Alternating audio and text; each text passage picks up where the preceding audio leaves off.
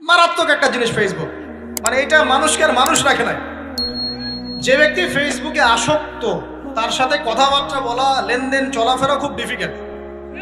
মানে কি বোঝেন আগে কথাটা? কেন ডিফিকাল্ট? কারণ সে এত বেশি আসক্ত এখানে যে পান থেকে চুন খসলে সে আপনাকে পাবলিকলি ধুয়ে রেখে দিবে। কিছু হইলে আপনাকে ফেসবুকে টেনে নিয়ে আসবে, ফেসবুকে সবাইকে বলবে উনি আমার সাথে এই কাজ করছে। আপনি বলারও টাইম পাবেন না যে আপনি নির্দোষ। তো খুব মুশকিল না এগুলা, আল্লাহ মাফ করুক আমাদেরকে। একটা নসিহত দিনী বন্ধুদের জন্য আমি একটা নসিহত করতে চাচ্ছি, একটা নসিহত। আমার এই একটা নসিহত একটু মন দিয়ে শুনুন প্রিয় দিনী বোন। রাসূলুল্লাহ সাল্লাল্লাহু আলাইহি ওয়াসাল্লাম আমাদের দিনী বন্ধুদের জন্য জান্নাতে যাওয়ার একটা ফর্মুলা বলে দিয়েছেন। আমি কি বলবো সেটা? আচ্ছা, রাসূলুল্লাহ সাল্লাল্লাহু আলাইহি ওয়াসাল্লাম বলেছেন আমাদের দিনী বোনেরা, আমাদের মায়েরা, এই নারী জাতি মাত্র 4টা কাজ করলে জান্নাতের যে কোনো দরজা দিয়ে ইচ্ছা প্রবেশ করতে পারবে। খুশি হন নাই?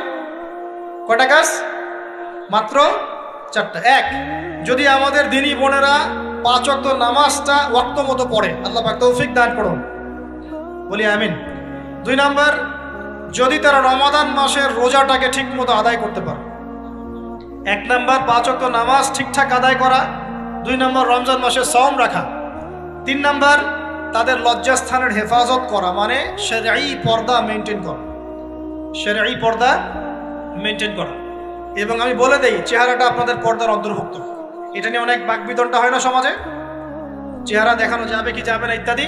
চেহারা আপনার পর্দার অন্তর্ভুক্ত বিষয়, ফুল স্টপ। এর উপরে ফতোয়া অনেকভাবে দিচ্ছে, কিন্তু বরেণ্য উলামায়ে কেরামের কিতাবগুলো ঘাটাঘাটি করেন, তাদের ফতোয়া হচ্ছে চেহারা আপনার পর্দার অন্তর্ভুক্ত বিষয়, চেহারা ঢেকে রাখবেন, আল্লাহ পাক তৌফিক দান করুন। চোখ থাকবে খোলা, ঠিক আছে। 4 নাম্বার, স্বামীর আনুগত্য করতে হবে। স্বামীর আনুগত্য, এই যে আনুগত্য শব্দ শুনলেই মানুষের একটা মানে নেগেটিভ ধারণা তৈরি হতে পারে। স্বামীর আনুগত্য মানে কি আমি তার দাসত্ব করব?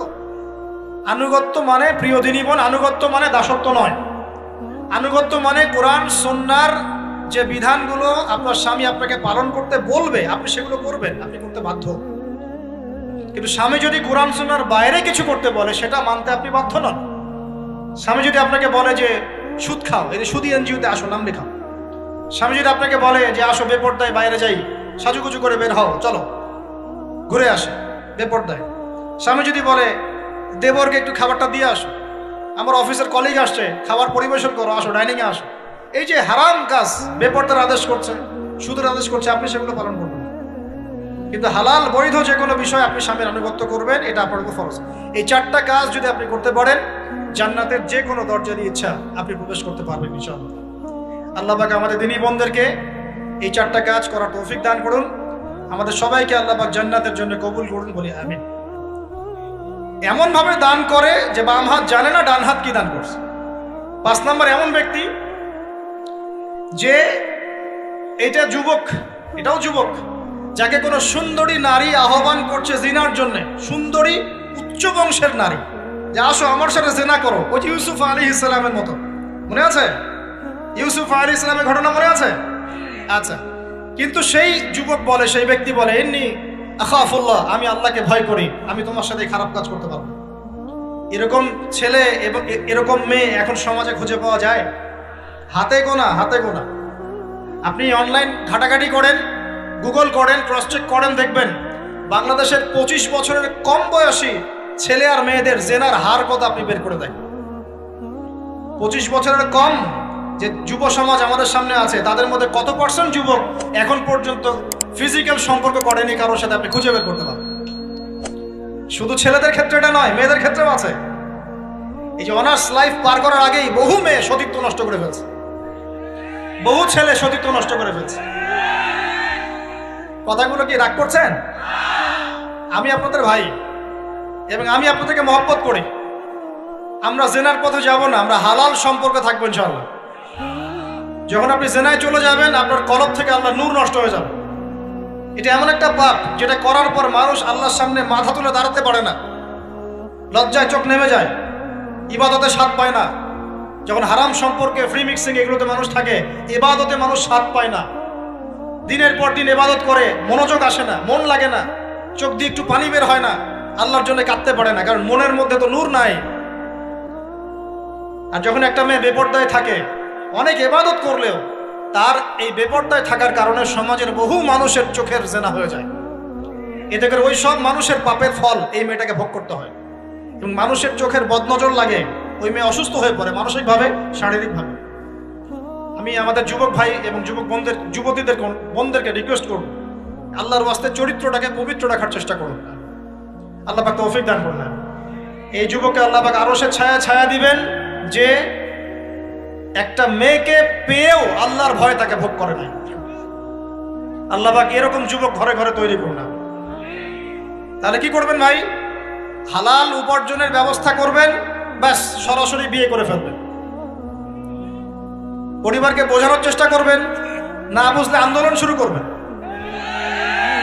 যে আমি জেনা করতে চাই না, আমি বিয়ে করতে চাই, বিয়ে আমার দেওয়ানি লাগবো, এইরকম।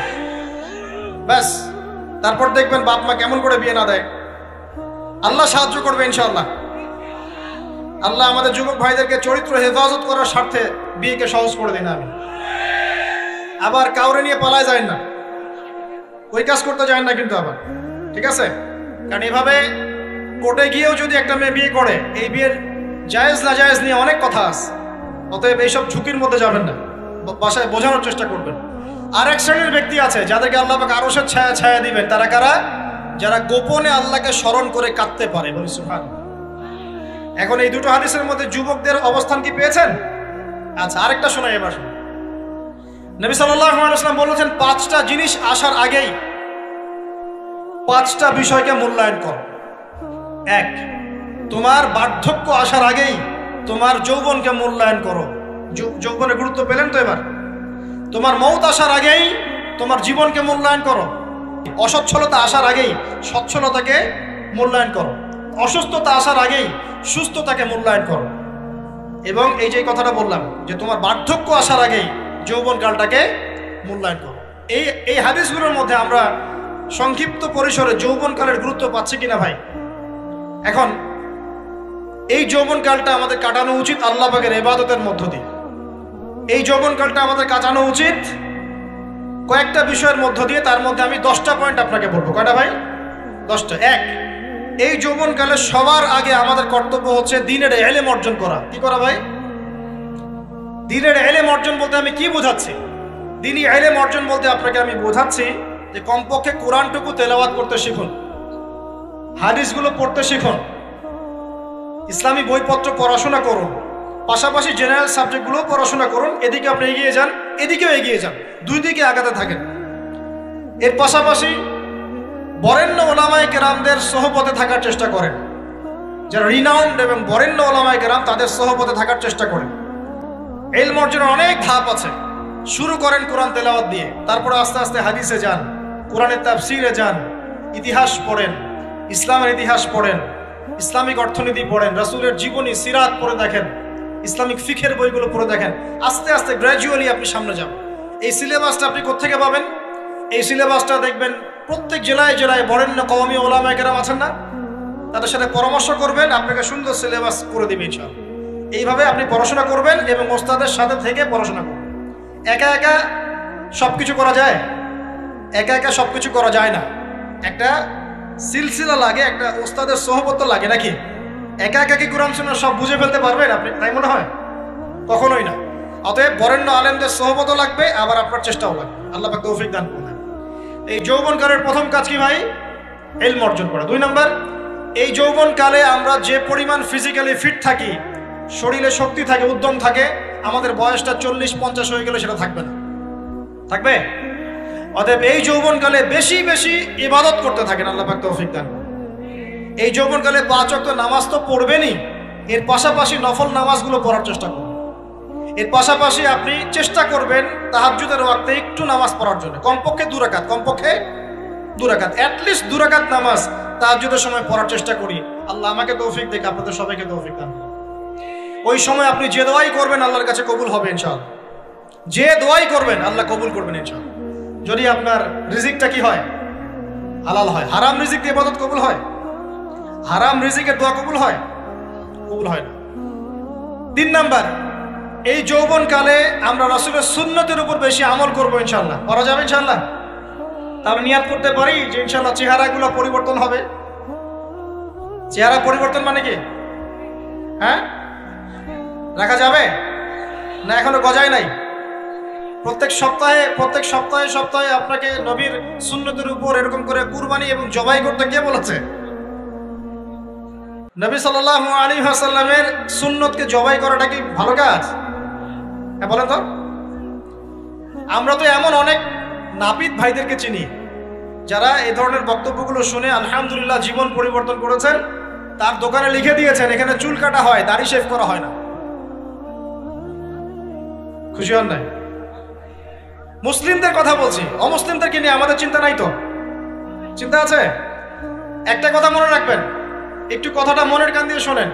দাড়ি হচ্ছে একমাত্র ভিজিবল সুন্নত। দাড়ি হচ্ছে একমাত্র ভিজিবল সুন্নত। ভিজিবল মানে কি? যা দেখা যায়।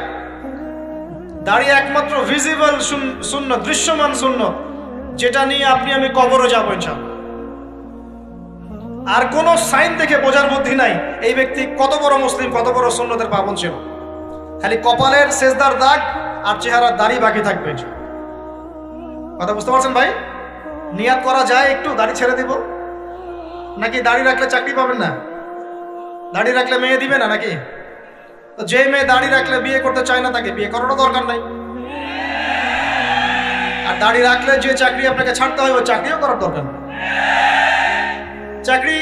চাকরির মধ্যে সব রিজিক আপনার মনে হয়? রিজিকের সবচেয়ে বড় অংশ আছে কিসের মধ্যে? বিজনেসের মধ্যে। যারা বিজনেস করে তাদের আন্ডারেই লক্ষ লক্ষ মানুষ চাকরি করে। বাংলাদেশের যে ইকোনমিক সিস্টেম, এই ইকোনমিক সিস্টেমের মূলে কারা জানেন? ব্যবসায়ীরা। কারা? বড় বড় ব্যবসায়ীরা। এমন অনেক ব্যবসায়ী আছেন যাদের একজনের জাকাতের টাকা দিয়ে একটা গ্রামের মানুষকে খাওয়ানো যায়। বিশ্বাস করছেন? ইকোনমিক তো আমার সাবজেক্ট, আমরা পড়েছি এগুলো, পড়াশোনা করেন দেখেন।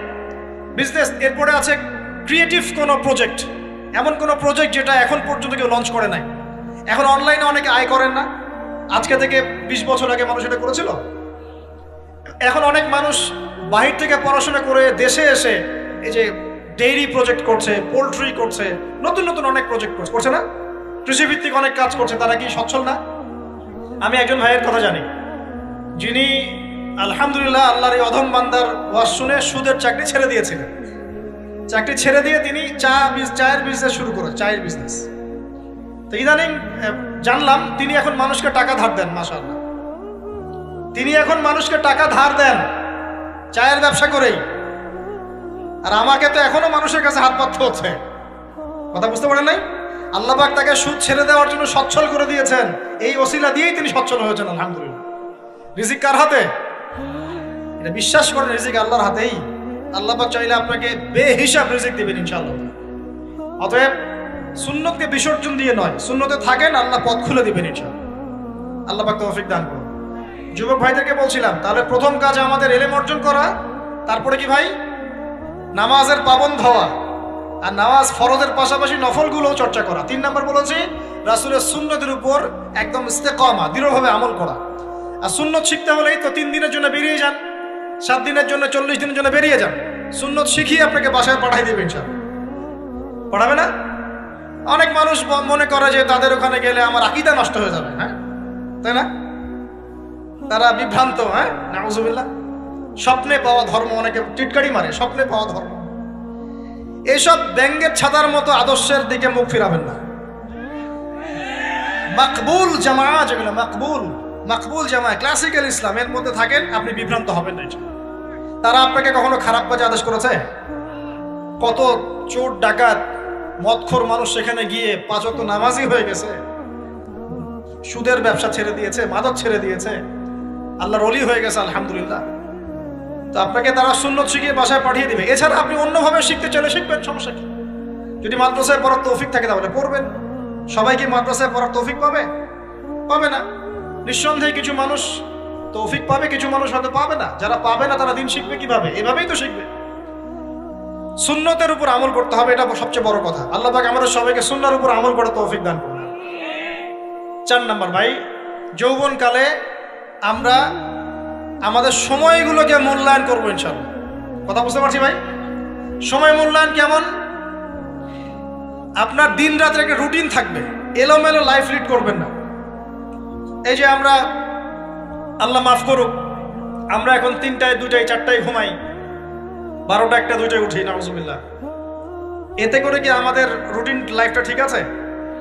আমাদের খাওয়ার ঠিক নাই, আমাদের ঘুমের ঠিক নাই, আমাদের মানে খাবারের যে অভ্যাস, খাদ্যাভ্যাসে ঠিক নাই। আমরা একটু খেলাধুলা আগে করতাম, সেটাও এখন করি না। সারাদিন ফোন নিয়ে বসে থাকি, আর এই যে ইউটিউব ফেসবুকে বসে থাকি। গোল হয়ে বসে লুডো খেলে, গোল হয়ে কি করে? লুডো খেলে, অনলাইনে গেমস খেলে, অনলাইনে পাবজি খেলে, ফ্রি ফায়ার খেলে। আগে তো তাও ছেলে পেলে একটু ফুটবল খেলতো, ক্রিকেট খেলতো, আমরাও তো খেলেছি। ওই সময় তাও আলহামদুলিল্লাহ আমাদের ফিজিক্যাল ফিটনেস অনেক ভালো ছিল। এখন ওগুলো বাদ দিয়ে যে মানুষ পর্নোগ্রাফি দেখছে, লুডো খেলছে, পাবজি খেলছে, ফ্রি ফায়ার খেলছে, সারাদিন অনলাইনে বসে অথর্বর মতো বসে আছে, এটা কি ভালো হচ্ছে? এজন্য অ্যাটলিস্ট ফজরের নামাজ পড়ে জিকির আজগার করে পড়াশোনা করে আধা ঘন্টা 1 ঘন্টা একটু খেলাধুলা করলে কি সমস্যা? একটু ফুটবল খেলেন, দৌড়াদৌড়ি করেন, জগিং করেন, একটু ব্যায়াম করেন। আল্লাহ পাক আপনাদের যৌবনে বরকত দান করুন, আমিন। এই কাজগুলো করতে হবে কিনা? ভালো না খারাপ? করেন। আর নিয়মতান্ত্রিক লাইফ লিড করবো আমরা, নিয়মতান্ত্রিক। আমার জীবনে একটা রুটিন থাকবে, এই রুটিনের বাইরে যাব না। পড়াশোনার রুটিন থাকবে, খেলার বা এক্সারসাইজ রুটিন থাকবে, খাওয়া দাওয়ার রুটিন থাকবে, দাওয়ার রুটিন থাকবে, আমি আলেম ওলামাদের কাছে যাবো, এই রুটিন থাকবে। একটা রুটিন লাইফ লিড করবেন, এলোমেলো জীবনযাপন করবেন না। আল্লাহ পাক আমাকে তৌফিক দান করুন, আপনাদের সবাইকে তৌফিক দান করুন। কয়টা বলেছি ভাই? বলেন।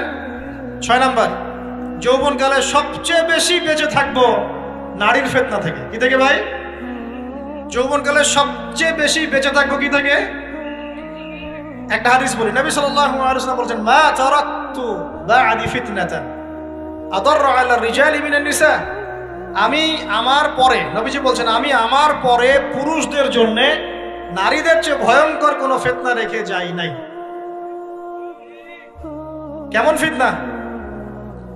আপনি একটু অনেস্টলি বলেন তো দেখি, যে আমরা যারা পর্নোগ্রাফিতে টুকটাক আসক্ত বা এ ধরনের অনলাইনে বা অফলাইনে এই ধরনের হারাম সম্পর্কের সাথে আছি, মন থেকে কি আপনি ফিল করেন যে আল্লাহ আপনার সাথে আছেন? বলেন তো দেখি, অনেস্টলি বলেন। আপনি যখন নামাজ পড়ে বাসায় ফিরে যান, ফিরে যেতে যেতে যদি আপনার চোখে খারাপ কিছু পড়ে, আপনার মনের নূরটা নষ্ট হয়, আপনি বুঝতে পারেন না? বুঝতে পারেন না? যখন আপনি এরকম হারাম কোনো সম্পর্কে আছেন, নাউজুবিল্লাহ, আপনার মনটা যে শক্ত হয়ে গেছে, আপনি বুঝতে পারেন না? আল্লাহর ওয়াস্তে নারী জাতির ফিতনা থেকে সর্বোচ্চ দূরত্ব অবলম্বন করবেন। আল্লাহ পাক তৌফিক দান করুন। কি করব তাহলে আমরা? ওই যে বলেছি, হালাল সম্পর্ক করতে পারলে হালাল, যদি করতে না পারি সবর করবেন। কি করবেন? সবর করবেন, ভালো কাজে ব্যস্ত থাকবেন, বেশি বেশি রোজা রাখবেন। কি করবেন? বেশি বেশি রোজা রাখবেন। সোমবারে রোজা রাখবেন, বৃহস্পতিবারে রোজা রাখবেন। এভাবে আপনি আপনার জীবনটা গুছিয়ে নেন, আল্লাহ পাক প্রবৃত্তিকে নিয়ন্ত্রণ করার ক্ষমতা দিবেন ইনশাআল্লাহ।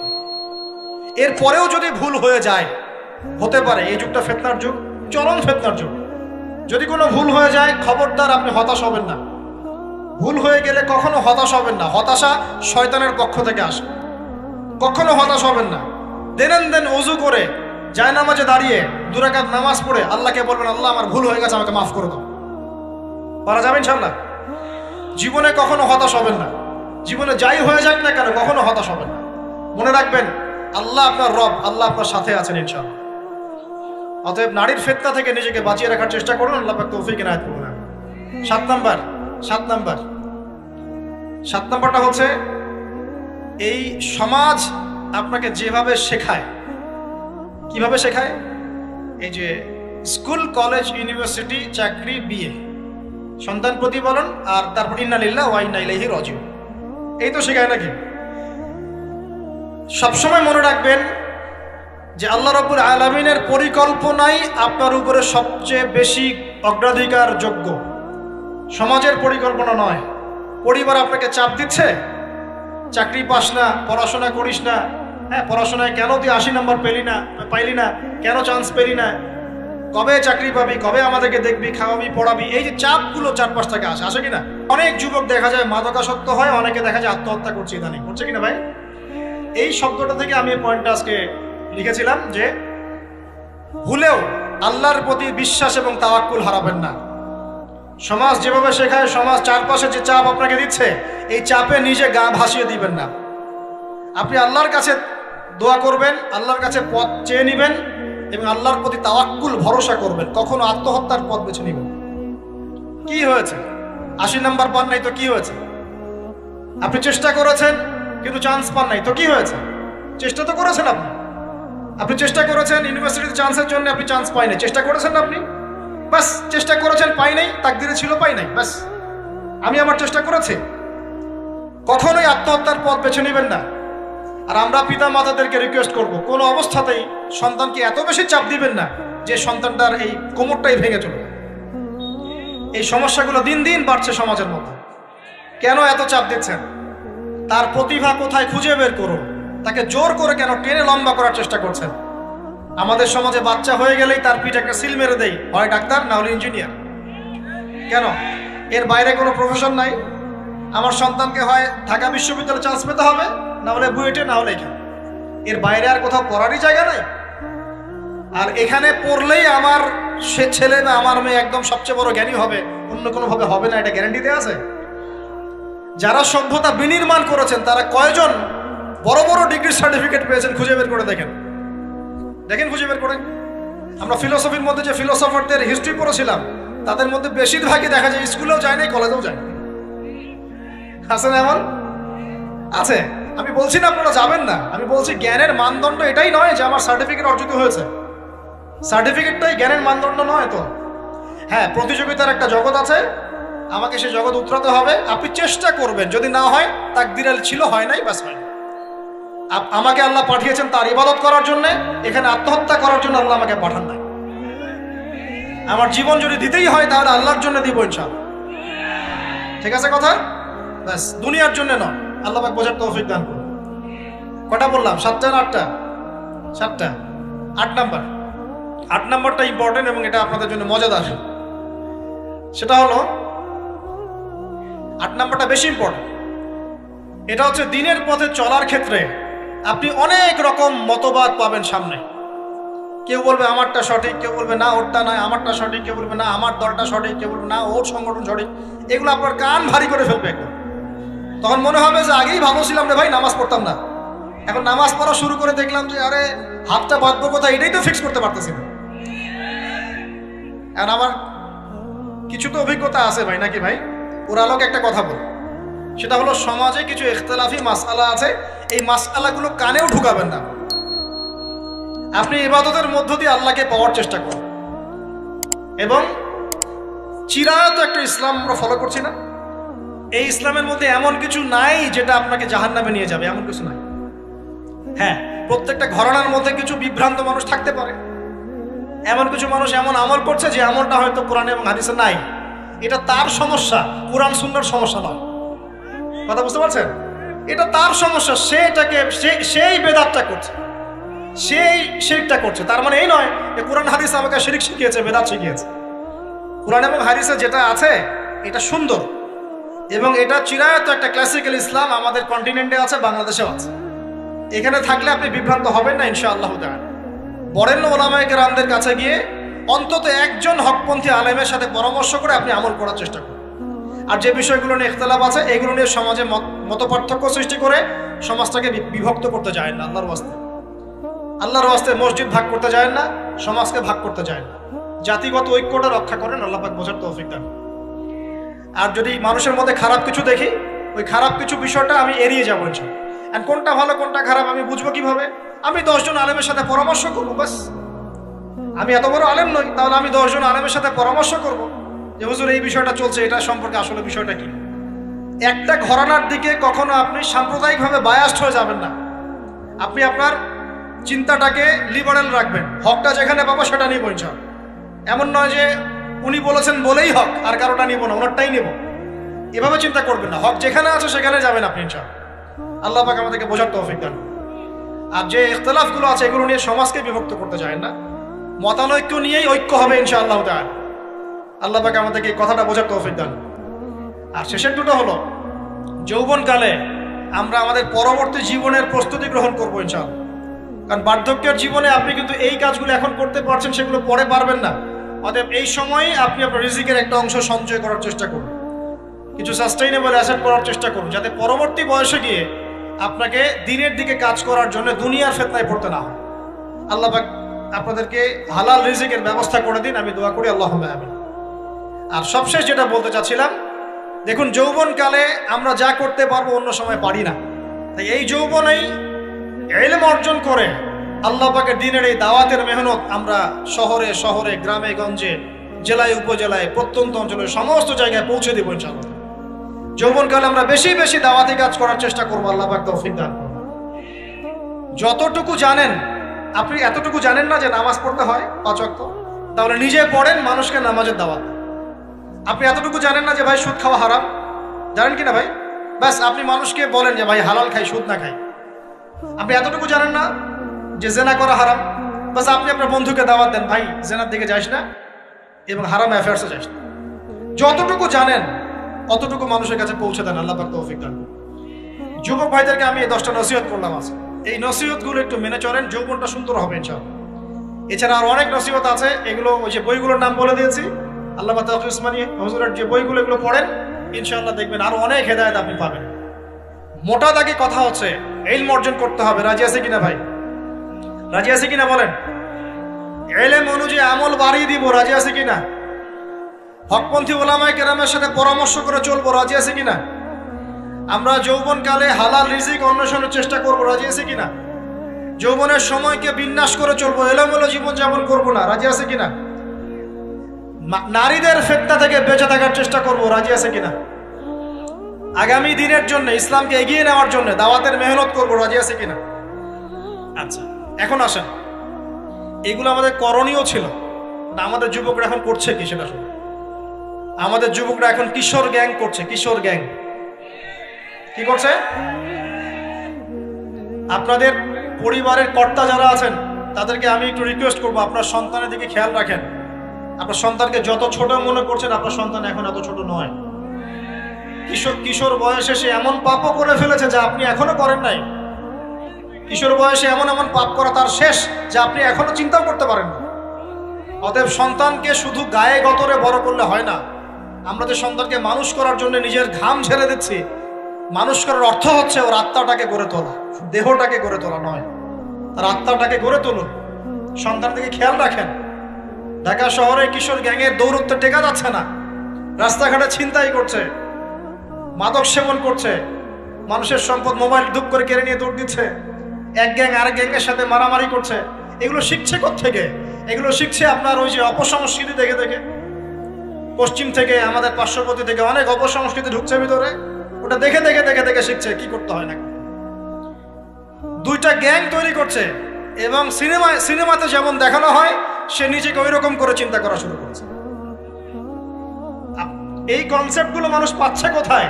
নাটক সিনেমা থেকে পাচ্ছে। একটা দল ক্রিয়েট করেছে, সে সেই দলের নেতা হয়েছে, আরেক দল তাকে মারতে আসছে, সে আবার তাকে মারতে যাচ্ছে। এই যে জিনিসগুলো, এগুলো নাটক সিনেমায় দেখানো হচ্ছে না এখন? যুবকরা শিখছে কোত্থেকে এগুলা? বাংলাদেশের মেয়েদেরকে একসময় শেখানো হয়েছে তুমি সুন্দর না, তুমি কি না, তাদের মনে ঢোকান তুমি সুন্দর না, আরো সুন্দর হতে চাও, আরো সুন্দর হতে চাও, এই ক্রিম মাখো, সুন্দর হয়ে যাবে। এই একটা কনসেপ্ট ঢুকিয়ে দিয়েছে মাথায়, তুমি সুন্দর না, তোমাকে আরো সুন্দর হতে হবে। আল্লাহ তোমাকে যে সৌন্দর্য দিয়েছেন এটা যথেষ্ট না, অন্যরা আরো অনেক বেশি সুন্দর, তুমি সুন্দর না, এই ক্রিম মাখো, সুন্দর হবে। এই করতে করতে করতে ক্রিমের ব্যবসা শুরু হবে। বাণিজ্য, সবকিছুর পিছনে কি থাকে? বাণিজ্য, আর কিচ্ছু না। তারপর শুরু হলো যে পার্লার, অমুক ক্রিম, তমুক ক্রিম, অমুক সোনো, এই সেই, বাস মেয়েরা পাগল হয়ে গেল। ব্যাস নতুন নতুন আমরা আমাদের সংস্কৃতি ধারণ করে যে কাপড় চোপড় গুলো পরি, কিছু মানুষ শেখালো এর চেয়ে এই ফ্যাশনটা ভালো, এটা পরো। ব্যাস ঈদে ঈদে নতুন নতুন ফ্যাশন আসা শুরু করবো। আর পাঞ্জাবি পায়জামা পরা তো আমাদের বাপদাদাদের সুন্নত, বাঙালিদেরই সুন্নত। সব বাদ দিয়ে এখন আমরা কি শুরু করেছি দেখেন তো। তো এগুলো কিন্তু মিডিয়া দিয়ে আপনাদেরকে ঢোকানো হয়, মিডিয়ার থ্রু দিয়ে। আমরা দেখছি এখন যুবকরা, বহু যুবক মাদকাসক্ত হয়ে যাচ্ছেন, হচ্ছেন কি না? কিসের এত হতাশা ভাই? কি হয়েছে? আপনার গার্লফ্রেন্ড আপনাকে ছেড়ে চলে গেছে? তা গেছে না, হয়তো কি হয়েছে ভাই? কি হয়েছে? গার্লফ্রেন্ড ছেড়ে চলে গেছে তো কি হয়েছে? আল্লাহ পাকের জমিনে কি মেয়ের অভাব নাকি? 40 জন নারীর দায়িত্ব একটা ছেলেকে নিতে হবে সে জামানায়, মানে মা, বোন, ফুফু, খালা, স্ত্রী, এই সব মিলে 40 জন কাঁধে কাঁধে উঠে যাবে। এখন ঘরে ঘরে মেয়েদের সংখ্যা বাড়ছে না? নবীজি বলেছেন শেষ জামানায় মেয়েদের সংখ্যা বাড়বে, ছেলেদের সংখ্যা কমবে। কমছে কি না ছেলেদের সংখ্যা?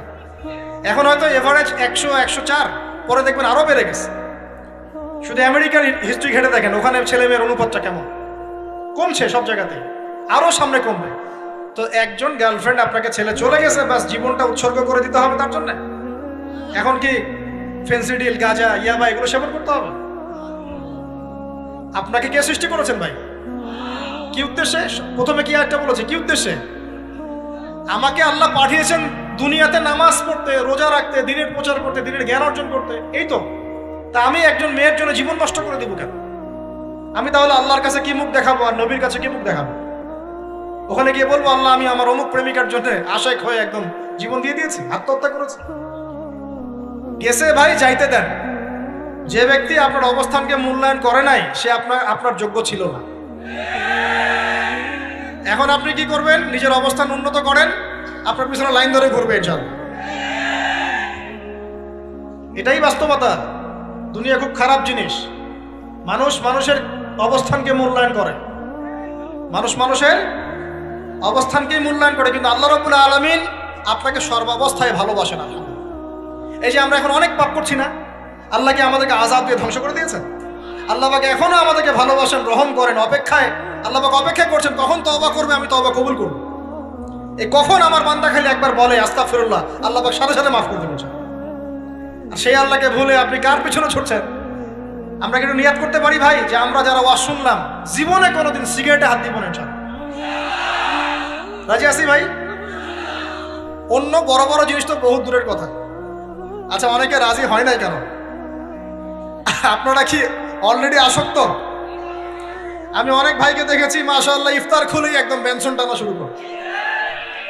হ্যাঁ, এটা যে হারাম আপনাদের কেউ ওয়াজ করে শোনায় নাই? এটাকে কি মনে করেন আপনারা, হারাম না হালাল? কেউ বলেছে মাকরু, নাকি মাকরু ফতোয়া দিয়েছে? মাকরুহ শব্দের অর্থ জানেন আপনি? মাকরুহ শব্দের অর্থ কি শোনেন। সূরা বনী ইসরাইল খুলবেন। কোন সূরা? সূরা বনী ইসরাইল। আল্লাহ পাক বলছেন আমি বনু ইসরাইলকে এই কাজগুলো করতে নিষেধ করেছেন। কোন কোন কাজ? জেনা করো না, জেনার ধার কাছে যেও না, এতিমের মাল আত্মসাৎ করো না, শিরিক করো না ইত্যাদি। যারা আলেম আছেন তারা আমার কথা বুঝবেন। এই কাজগুলোর পরে আল্লাহ পাক বলছেন যে এই প্রত্যেকটা কাজ আল্লাহর কাছে মাকরুহ, অপছন্দের। কিসের? অপছন্দ। আর এটাকে আপনি সহজ মনে করছেন? নিয়াত করি আল্লাহ পাকের সন্তুষ্টির জন্য আমরা কোনোদিনও মাদকের সাথে সম্পৃক্ত হব না ইনশাআল্লাহ।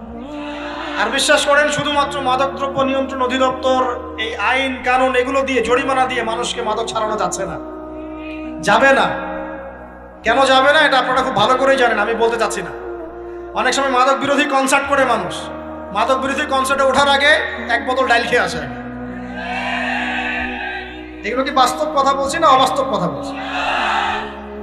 আমাদের যুবক ভাইরা কোশ্চিন কালেও মাদকের ধার কাছে যাবেন না। একটা হাদিস খালি মনে রাখেন, একটা, এই হাদিসটা মনে রাখেন। নবী সাল্লাল্লাহু আলাইহি ওয়াসাল্লাম বলেছেন কেউ যদি মাদকদ্রব্য সেবন করে তার 40 দিনের নামাজ কবুল হবে না। সিগারেট একটা খেয়েছি, 40 দিন নামাজ নাই। এরপর যদি সে তওবা করে আল্লাহ মাফ করে দিবে। আবার যদি মাদক খায় আবার 40 দিন কবুল হবে। যদি আবার তওবা করে আল্লাহ মাফ করে দিবে। আবারও যদি খায় আবারও 40 দিন কবুল হবে না। আবারও তওবা করলে আল্লাহ আবার মাফ করে দিবে। চতুর্থবার সে যদি মাদক খায়, আল্লাহ রাসূল সাল্লাল্লাহু আলাইহি ওয়াসাল্লাম বলছেন আল্লাহ পাক কিয়ামতের মাঠে তাকে তিনাতুল খাবাল পান করাবেন। কি পান করাবেন? তিনাতুল খাবাল। সাহাবীরা বললেন ইয়া রাসূলুল্লাহ এটা কি? তিনাতুল খাবাল কি? নবী সাল্লাল্লাহু আলাইহি ওয়াসাল্লাম বলছেন এটা হচ্ছে জাহান্নামীদেরকে আযাব দেওয়ার পর তাদের রক্ত মাংসের যে পুঁজ বের হবে, এই যে ড্রিঙ্কস, জাহান্নামের হার্ড ড্রিঙ্কস, এই ড্রিঙ্কসের নাম হলো তিনাতুল খাবাল। আল্লাহ পাক আমাদের সবাইকে মাদক থেকে বাঁচিয়ে রাখুন। হতাশা মাদক দিয়ে দূর হয় না। হতাশা দূর হবে বলে দিব 3টা জিনিস, মাত্র 3টা। কয়টা ভাই? 1, 5 ওয়াক্ত নামাজ। এক কি? নামাজে আপনি ওযু করে সিজদা দেন, ইনশাআল্লাহ আপনার মনে প্রশান্তি না আসলে আমাকে এসে বলেন যে আসে না। চোখের পানি, মনের আবেগ যা আছে আপনার ভিতরে, কষ্ট, দুঃখ, যন্ত্রণা সব আল্লাহকে ঢেলে দিবেন ইনশাআল্লাহ। নিজের আবেগ ধরে রাখবেন এখানে, আপনি আল্লাহর জন্য ঢেলে দিবেন। মানুষকে আবেগ দেখা কি লাভ? মানুষ আপনার চোখের পানির মর্ম বুঝবে? মানুষ কি মানুষের চোখের পানির মর্ম বুঝে? আপনার পিতা যদি মারা যায়, আমার কাছে এসে দোয়া চান কান্নাকাটি করে, আমি দোয়া করতে পারবো, কিন্তু আমি কিন্তু আপনার ফিলিংসটা বুঝতে পারবো, আপনার অনুভূতি কে বুঝতে পারবেন? আল্লাহ পাক আপনার ঘাড়ের রগের চেয়েও কাছে আছে। সুবহান সুবহান, আল্লাহ পাক ঘাড়ের রগের চেয়ে কাছে আছে। গতকালকে বাংলাদেশের একজন বরেণ্য আলেমের সাথে একটা কনফারেন্সে ছিলাম। উনি বলছিলেন যে এক ব্যক্তি, এটা শোনেন, এক ব্যক্তি খুব তার শখ যে তিনি সাহাবীদের মতো নামাজ পড়া শিখবেন। কথা বুঝতে পারছেন? সাহাবীদের মতো নামাজ শিখবেন। তো একজন বরেণ্য আলেমের কাছে এসেছেন, এসে বলছেন যে আমাকে সাহাবীদের মতো নামাজ শিখিয়ে দেন। তখন সেই আলেম আরেকজন আলেমের সন্ধান দিয়েছেন যে তুমি তার কাছে যাও, তিনি শেখাবেন। তো সেই ব্যক্তি একটু অবাক হয়েছেন, কারণ যাকে প্রশ্ন করেছিলেন তিনি অনেক বড় মুহাদ্দিস, আর যার কাছে পাঠানো হচ্ছে তিনি অত বড় মুহাদ্দিস নন, কিন্তু আবেদ, আমল করেন। তাকে গিয়ে বলছেন উনি আমাকে পাঠিয়েছেন সাহাবীওয়ালা নামাজ শিখিয়ে দেন। তখন তিনি বলছেন ঠিক আছে, সুন্দর করে ওযু করে আসো, সুন্দর করে ওযু করে আসো। ওযু করার সময় খালি খেয়াল রাখবা যে আমি ওযু করছি শুধু আল্লাহর সন্তুষ্টির জন্য। কি খেয়াল রাখবেন? ওযু করছি শুধু আল্লাহকে রাজি খুশি করার জন্য ওযু করছে, আর কোনো উদ্দেশ্য নাই আমার। ওযু করতে যাচ্ছে, তিনি আবার বলছেন দাঁড়াও, শুধু আল্লাহকে রাজি খুশি করার জন্য ওযু করো। আবার শুরু করছেন, আবার বলছেন শোনো, শুধু আল্লাহকে রাজি খুশি করার জন্য ওযু করো। এভাবে বলতেই আছেন, নামাজে দাঁড়িয়ে আছেন, দাঁড়ানোর আগে বলছেন শোনো, শুধু আল্লাহকে রাজি খুশি করার জন্য নামাজ পড়ো। বলতেই আছেন। এক পর্যায়ে সে ব্যক্তি নামাজ শুরু করলো, নামাজে মনোযোগ এদিক ওদিকে যায়, আর তার মাথায় এটা আসে, এই শুধু আল্লাহকে রাজি খুশি করার জন্য আমাকে নামাজ পড়তে হবে, শুধু আল্লাহকে রাজি খুশি করার জন্য নামাজ পড়তে হবে। এই চিন্তা তার মনের মধ্যে ঘুরপাক খাচ্ছে। এভাবে নামাজটা সে শেষ করেছে। শেষ করে চিন্তা করছে যে নামাজ তো পুরোপুরি মনোযোগ দিতে পারলাম না, বারবার মাথার মধ্যে এরকম চিন্তা আসছে, আল্লাহ আমাকে তুমি মাফ করে দাও, নামাজটা আমার মনে হলো না ঠিক মতো। তখন সে ফিরে এসে তার সে ওস্তাদকে বলছেন আমার তো নামাজ এরকম করে পড়লাম, কিন্তু শেষমেশ মনে হলো যে নামাজটা হয়তো কবুল হয় নাই, আল্লাহর কাছে খুব মাফ চাইলাম, আল্লাহ আমাকে মাফ করে দাও, নামাজটা মনে হলো না। তখন সেই যে প্রথম ব্যক্তি যিনি পাঠিয়েছেন তিনি বলছেন এটাই হলো সাহাবীওয়ালা নামাজ। তারা আল্লাহকে রাজি খুশি করার জন্য নামাজ পড়তেন, নামাজ শেষ করে আল্লাহর কাছে ইস্তেগফার করতেন, আল্লাহ কিছুই হলো না, কিছুই হলো। আমার কথা কি বুঝতে পারছেন? অতএব আল্লাহকে রাজি খুশি করার জন্য আপনি আপনার আবেগ, আপনার ইবাদত সব ঢেলে দিবেন, অন্য কারো কাছে কিছু পাওয়ার আশা করুন। অতএব নামাজ আপনার মাদকের দিকে যাওয়া লাগবে না, নামাজই আপনার হতাশা দূর করে দেবে ইনশাআল্লাহ। 2 নাম্বার আমল হচ্ছে কোরআন তেলাওয়াত। যে ব্যক্তি কোরআন তেলাওয়াত করতে পারে নিয়মিত, তার মনের মধ্যে এই হতাশা, এই ভীরুতা, এই কাপুরুষতা কিচ্ছু আসবে না ইনশাআল্লাহ। আমি গ্যারান্টি দিচ্ছি আপনাকে, হতাশা আসবেই না আপনার মনে যদি আপনি কোরআন বুঝতে পারেন। কোরআনের একটা আয়াত নিয়ে কোনো সময় দেখা যায় 2-3 ঘন্টা সময় পার হয়ে যাচ্ছে, আয়াতটা ছেড়ে সামনে যেতে পারছি না। কোরআনের ভিতরে ঢুকলে আপনি দুনিয়ায় ভুলে যাবেন কি হচ্ছে আশপাশে। আমি এমন অনেক আলেমকে দেখেছি যে একটা বই, পাতলা একটা বই, আরবি বই নিয়ে পড়া শুরু করেছেন, যে ফজরের পরে জোহরের ওয়াক্ত হয়ে যাচ্ছে, বইটাই শেষ করতে পারেননি। বুঝতে পারবেন না? যখন আপনি ইলমের ভিতরে ঢুকে যাবেন, কোরআনের ভিতরে, হাদিসের ভিতরে, আপনার দুনিয়ার খেয়ালই নাই। একজন আলেম তিনি এক রাত্রে একটা বই লিখেছিলেন, চটি বই, এক রাত্রের মধ্যে। বলা হচ্ছে তার সম্পর্কে বলা হচ্ছে যে রাতের খাবার তাকে দেয়া হয়েছে যে আপনি এটা খেয়ে নেন, তো সে খাবারটা পাশেই আছে, খাবারটা খাবো, এটা লিখে খাবারটা খাবো, এরকম তার চিন্তা ছিল।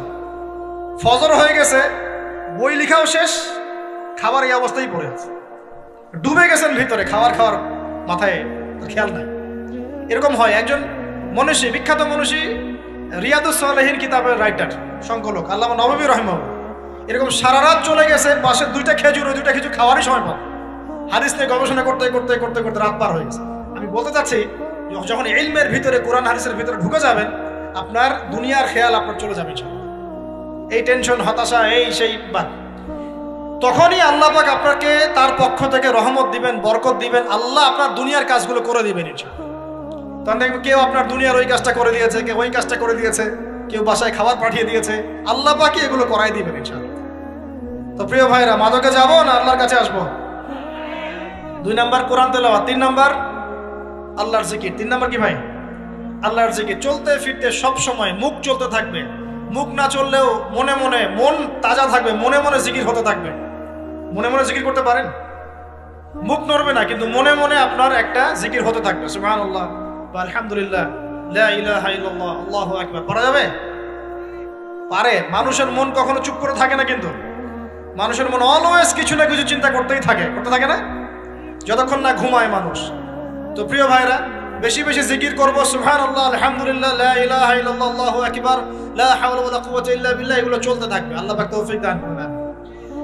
আমরা আমাদের সমাজে যুবকদেরকে এরকম টিকটকে দেখছি, অনলাইনে আসক্ত দেখছি, জেনায় আসক্ত দেখছি, পর্নোগ্রাফিতে আসক্ত দেখছি। আমরা দেখছি আমাদের যুব সমাজকে মাদকে আসক্ত, কিশোর গ্যাংয়ে আসক্ত। এইগুলো কি আমাদের কাম্য ছিল ভাই? আমাদের কাম্য ছিল? এই অবস্থায় কি যুব সমাজ আল্লাহ পাকের দিনের পতাকা হাতে নিয়ে আল্লাহর জমিনে দিন কায়েম করতে পারবে কিনা? একটু আমাকে উত্তর দেন দেখি। এখন এই অবস্থায় পারবে? অতএব অবস্থার উন্নতি করতে হবে কিনা? উন্নতির জন্য রাজি আছি কিনা ইনশাআল্লাহ? আমরা চাই কি আল্লাহ পাকের দিনটা আল্লাহর জমিনে প্রতিষ্ঠা লাভ করুক, আল্লাহর দিন সবার ঘরে ঘরে পৌঁছে যাক, আল্লাহ পাকের দিনের যে সৌন্দর্য সবাই সেটাই, এই সৌরভটা সবাই পাক। আমরা চাই কিনা? সমাজে শান্তি প্রতিষ্ঠা হোক, আবার সেই রাসূলের মতো যুগ চলে আসুক, আমরা চাই কিনা? অতএব আমাদের সবাইকে যৌবনের এই প্রলোভনগুলো থেকে বেরিয়ে এসে আল্লাহ পাকের ইবাদতে আত্মনিয়োগ করতে হবে। আল্লাহ পাক আমাদের সবাইকে তৌফিক দান করুন, বলি আমিন। আমাদের সবাইকে আল্লাহ রাব্বুল আলামিন কোরআন এবং হাদিসের গভীর জ্ঞান অর্জন করার তৌফিক দান করুন, বেশি থেকে বেশি ইবাদত করার তৌফিক দান করুন। আল্লাহ পাক সবাইকে হারাম সমস্ত রিজিক থেকে বাঁচিয়ে রাখুন, জেনা, ব্যভিচার এবং নারীর ফিতনা, মাদক থেকে আল্লাহ বাঁচিয়ে রাখুন। আল্লাহ পাক আমাদের সবাইকে হালাল রিজিক, হালাল সম্পর্ক যথেষ্ট করে দিন। আল্লাহ পাক আমাদের সবাইকে যেন দিনের দাওয়াতের মেহনত করার তৌফিক দান করেন এবং আলেম ওলামার সাথে পরামর্শ করে দিন শেখার এবং বোঝার তৌফিক দান করেন। আর একটা বিষয় বলতে চাচ্ছিলাম, সেটা হলো ওই যে প্রথমে বলেছি যে সূরা ইউসুফের সেই সমাধানটা বলবো কিনা? আচ্ছা, সূরা ইউসুফটা ইনশাআল্লাহ আমি আরেকদিন পুরো সূরাটা সংক্ষিপ্ত করে আলোচনা করবো ইনশাআল্লাহ। যদিও একটা লেকচারে সম্ভব হবে বলে মনে হচ্ছে না আমার কাছে, 2টা বা 3টা লেকচারে নিয়ে আসবো ইনশাআল্লাহ। তবে আজকে একটা চিস্ট খালি বলছি। ইউসুফ আলাইহিস সালামের জীবনটা খুবই ট্র্যাজেডিপূর্ণ। নবীর পরিবার থেকে ভাইদের শত্রুতায় ওই যে কূপে চলে গেলেন, কূপ থেকে চলে আসলেন মিশরের বাজারে, সেখান থেকে বিক্রি করে দেওয়া হলো তাকে, রাজা তাকে কিনে নিলেন, তারপরে সেখানে তিনি বড় হতে লাগলেন রাজপ্রাসাদে। তারপরে ওই যে রাজার কি স্ত্রী তাকে জেনার জন্য আহ্বান করেছিল, সেখান থেকে তিনি জেলখানায় চলে গেলেন, আবার জেলখানা থেকে আবার মিশরের খাদ্য মন্ত্রণালয়ের দায়িত্ব পেলেন, তারপরে তিনি মিশরের শাসকের দায়িত্ব পেয়ে গেছেন, তাই তো? আচ্ছা, এর মধ্যে একটা জায়গা খালি বলবো আজকে। টপিকটা কি দিবা তোমরা? টপিকটা হচ্ছে চলমান বৈশ্বিক অর্থনৈতিক সংকটে ইউসুফ আলাইহিস সালামের সমাধান। মনে থাকবে? চলমান এই বৈশ্বিক অর্থনৈতিক সংকটে ইউসুফ আলাইহিস সালামের সমাধান কি ছিল? ইউসুফ আলাইহিস সালাম জেলখানায়, কোথায় বলেন তো? জেলখানায়। তখন দুজন ব্যক্তি তাকে বলছে, ইউসুফ, আমরা দুজন দুটো স্বপ্ন দেখেছি, তুমি কি স্বপ্নের ব্যাখ্যা দিতে পারবে? আমরা তোমাকে সত্যবাদী বলে মনে করি। ইউসুফ আলাইহিস সালাম বলছেন, খাবার আসার আগেই তোমাদেরকে স্বপ্নের ব্যাখ্যা দিব। একজন বলছে, আমি দেখলাম আমার মাথায় রুটি রাখা আছে আর পাখি এসে রুটির থেকে খেয়ে ফেলছে। আমার কথা বুঝতে পারছেন কিনা ভাই? আচ্ছা, 2 নাম্বার, দ্বিতীয় ব্যক্তি বলছে, আমি দেখলাম আমি শরাব পান করাচ্ছি আমার মনিবকে। কথা বুঝতে পারছেন? এখন ইউসুফ আলাইহিস সালাম বলছেন, তুমি যে শরাব পান করাচ্ছ মনিবকে, তোমাকে অতি সত্বর মুক্তি দেওয়া হবে ইনশাআল্লাহ। আর যার মাথার উপর থেকে রুটি খেয়ে নেওয়া হচ্ছে তাকে শুলদণ্ড দেওয়া হবে, মৃত্যুদণ্ড দেওয়া হবে। কি বললেন? একজনকে দেওয়া হবে মৃত্যুদণ্ড, একজন কি হবে? ছাড়া পাবে। আর যাকে মনে হলো যে এই ছাড়া পাবে, ইউসুফ আলাইহিস সালাম বললেন, তুমি যখন ছাড়া পাবে তোমার মনিবের কাছে, মালিকের কাছে আমার কথা বলো, আমার কথা আলোচনা করো। কিন্তু শয়তান তাকে ভুলিয়ে দিল, সে আর কথা বলতে পারল। আরো কয়েক বছর চলে গেল, ইউসুফ আলাইহিস সালাম তখনও জেলেই আছে। একদিন এই রাজা স্বপ্ন দেখলেন। কি স্বপ্ন দেখলেন? যে 7টা পাতলা পাতলা গাভী, মোটা মোটা 7টা গাভীকে খেয়ে ফেলছে। 7টা কি গাভী? জীর্ণ শীর্ণ গাভী, 7টা মোটা তাজা গাভীকে খেয়ে ফেলছে। আর দেখলেন 7টা সবুজ শীষ। শীষ বোঝেন কিনা? এ ধানের শীষ না, আবার সবুজ শীষ। আর দেখছেন এই যে শীষ মরে গেলে যেমন দেখায় না একটা রং, এরকম শীষ।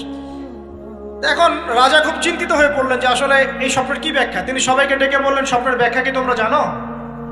তখন রাজ্য পরিষদের এই যে এমপি মন্ত্রী যারা আছে তারা বলছে, না এটা কি স্বপ্ন, আহলাম, এটা একটা বাজে স্বপ্ন, উদ্ভট স্বপ্ন, আমরা এটার মানে জানি না। আমরা হলো তাই তো বলতাম নাকি ভাই? কিন্তু ওই ব্যক্তি স্মরণ হয়ে গেল যে ছাড়া পেয়েছে, আরে ইউসুফ তো স্বপ্নের ব্যাখ্যা দিতে পারে। দৌড়ে গেলেন তিনি জেলখানায়। ইউসুফ আইয়ুহা সিদ্দিক, হে সত্যবাদী নবী ইউসুফ, আমাকে কি এই স্বপ্নের ব্যাখ্যা বলতে পারবেন? 7টা জীর্ণ শীর্ণ গাভী 7টা মোটা তাজা গাভীকে খেয়ে ফেলছে। ইউসুফ আলাইহিস সালাম এই স্বপ্ন শুনে বললেন, ইউসুফ আলাইহিস সালাম শুধু স্বপ্নের ব্যাখ্যাই দিলেন না, বরং এই স্বপ্ন যে সত্য এটা তিনি বিশ্বাসও করলেন। এই স্বপ্ন একটা সমস্যাকে নির্দেশ করছে এটাও বুঝে ফেললেন। এই সমস্যার সমাধানও তিনি দিয়ে দিলেন। বলেন সুবহানাল্লাহ। আমার কথা বলছেন, ইউসুফ আলাইহিস সালাম স্বপ্নের ব্যাখ্যা দিচ্ছেন না, বরং স্বপ্নটা যে সত্য তিনি মেনে নিচ্ছেন এবং এই স্বপ্নের ফলে একটা সামনে খারাপ সময় আসতে যাচ্ছে এটা তিনি বিশ্বাস করছেন এবং এর সমাধান তিনি জাতিকে দিচ্ছেন। ইউসুফ আলাইহিস সালাম বলছেন, তোমাদের সামনে 7 বছর দুর্ভিক্ষ হবে। কি হবে বলেন? 7 বছর।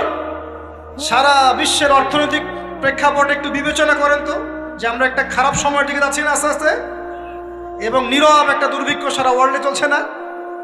করোনার সময় ছিল, ওই সময় একটা সমস্যা ছিল, ইউক্রেন রাশিয়ার ইস্যু ছিল, আরো অনেক ইস্যু আছে, শুধু এগুলো ইস্যু নয়।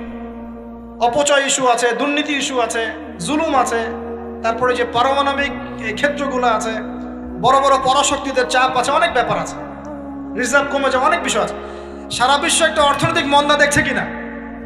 ইউসুফ আলাইহিস সালাম বলেন, 7 বছর তোমাদের এখানে প্রচুর ফসল ফলবে। এটা 7টা সবুজ শীষ, প্রচুর ফসল ফলবে তোমাদের এই অঞ্চলের মধ্যে। তোমরা একটা কাজ করো, তোমরা ওই 7 বছরের ফসলের যতটুকু অংশ তোমাদের না খেলে নয়, অতটুকু দিয়ে তোমরা তোমাদের জনগণের চাহিদা পূরণ করো, আর বেশি অংশটাকে রিজার্ভ করে রেখে দিও। আমার কথা বুঝতে পারছেন? ইউসুফ আলাইহিস সালাম বলছেন না যে স্বপ্নটা সত্য, তিনি সমাধান দিচ্ছেন উল্টা। এটা তো হবে সামনে, স্বপ্ন সত্য মিথ্যা তো দূরের কথা, এটা সামনে হতে যাচ্ছে। 7 বছর তোমরা প্রচুর ফসল ফলাবে, এই ফসলের একটা বড় অংশ রিজার্ভ করে রেখে দিও, আর বাকি অংশটা দিয়ে তোমরা জনগণের চাহিদা পূরণ করো। মানে অপচয় করা যাবে না, যাবে কোনো সম্পদ অপচয় করা যাবে। এরপর তোমাদের সামনে আসবে 7টা বছর দুর্ভিক্ষের বছর, আকাশ বৃষ্টি বন্ধ করে দেবে। আকাশ কি করবে? বৃষ্টি বন্ধ করে দেবে। তার মানে ওই 7 বছর আমরা কিভাবে চলবো তাহলে? এই যে রিজার্ভ করেছি, এই রিজার্ভ বা সঞ্চিত সম্পদ দিয়ে আমরা 7 বছর চলবো। এরপরে আল্লাহ রাব্বুল আলামিন 8ম বছরে আকাশ থেকে বৃষ্টি বর্ষণ করবেন, আবার ফসল ফলবে। কথা কি বুঝতে পারছেন? এই ব্যাখ্যা অন্যরা দিতে পারলো না, ইউসুফ আলাইহিস সালাম দিতে পারলেন। এই ব্যক্তি দৌড়ে গিয়ে রাজাকে বলল, এই হলো স্বপ্নের ব্যাখ্যা। রাজা, ইউসুফ এই স্বপ্নের ব্যাখ্যা দিয়েছেন। রাজা কত বিচক্ষণ ছিলেন, রাজা সত্য মিথ্যা চিনতেন। তিনি বুঝতেন যে আসলেই সত্য কাকে বলে, মিথ্যা কাকে বলে। এই আমার এমপি মন্ত্রীটা শোনো, তোমরা কেউ সমাধান দিতে পারো নাই, ইউসুফ সমাধান দিয়েছে। ইউসুফকে আমার কাছে নিয়ে আসো, আমি তাকে আমার কাছে নিকটে আসন দিব। বলেন সুবহানাল্লাহ। এবার ইউসুফ আলাইহিস সালামকে ডেকে তিনি সম্মানিত করলেন। সম্মানিত করে বললেন যে কোন দায়িত্ব দিলে তুমি আমাদের এই রাজ্যটাকে বাঁচাতে পারবে এই দুর্ভিক্ষের হাত থেকে? ইউসুফ আলাইহিস সালাম নিজে বলছেন, আমি হচ্ছে বিশ্বস্ত মানুষ, আমি হচ্ছি রাজুলুন আমিন, আমি বিশ্বস্ত এবং আমি আস্থাভাজন। আমাকে আপনি খাদ্য মন্ত্রণালয়ের দায়িত্ব দেন, ইনশাআল্লাহ আমি এই প্রবলেমগুলো সলভ করবো ইনশাআল্লাহ। এরপর তাকে দায়িত্ব দেওয়া হলো খাদ্য মন্ত্রণালয়ের। 7 বছর তিনি এরকম পলিসি গ্রহণ করলেন। মিশরের লক্ষ লক্ষ মানুষ পরবর্তী 7 বছরের দুর্ভিক্ষ থেকে বেঁচে গেছে। কোরআন তো মূল্যায়ন করি না আমরা, আর কোরআনের কথা যারা বলে ওদেরকেও মূল্যায়ন করি না।